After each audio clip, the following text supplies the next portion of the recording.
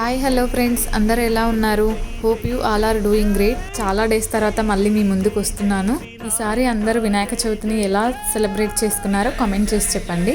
Last year ఈ విధంగా నేను పూజించుకున్నాను ఇంట్లో గణపతిని. ఈసారి మాత్రం ఇంట్లో గణపతిని పెట్టలేదు. కొన్ని అనివార్య కారణాల వల్ల పెట్టలేకపోయాను.